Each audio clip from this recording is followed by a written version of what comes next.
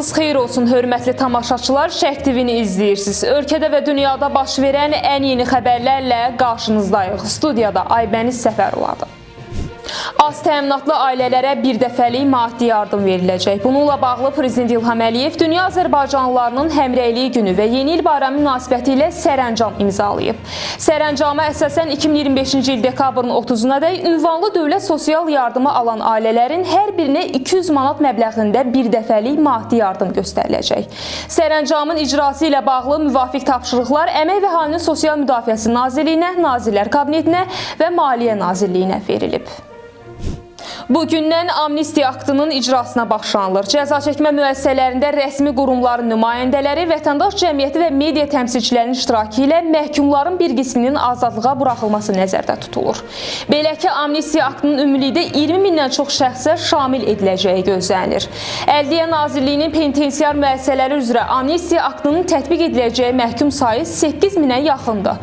Onlardan 5 minə yaxın şəxsin azadlıqdan məhrum etmə cəzasından azad olunması planlaşdırılır. Bugün Sankt-Peterburqda Rusiya Prezidenti Vladimir Putinlə Ermənistanın baş naziri Nikol Paşinyan arasında görüş baş tutub. Görüş zamanı Paşinyan Azərbaycanla Ermənistan arasında sülh sazişinin imzalanmasının Rusiya ilə münasibətlərinin inkişafı üçün yeni imkanlar açacağını bildirib. Onun sözlərinə görə artıq qatarlar Rusiyadan Ermənistana Azərbaycan üzərindən tranzitlə gəlməyə başlayıb. Paşinyan həmçinin İcevan, Yeratsıq və Axuruk dəmir yolu xəttlərinin bərpası məsələsinin gündəmdə olduğunu qeyd edib. O sözü gedən xəttlərin Ermənistanı Azərbaycan və Türkiyə ilə birləşdirdiyini qeyd edərək, hazırda onların açılması ilə bağlı konkret siyasi qərarın qəbul edilmədiyini vurğulayıb.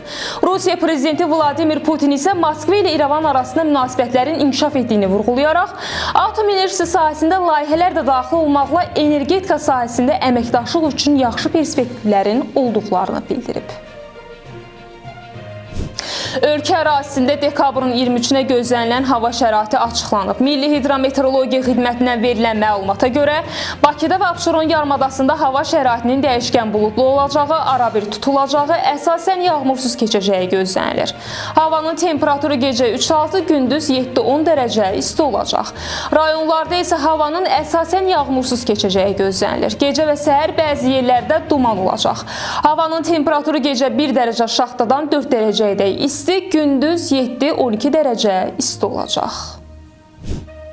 Bugünə çatdıracaqlarımız bu qədər. Ən son xəbərləri Şərq TV-dən izləməyə davam edin. Diqqətiniz üçün minnətdarıq.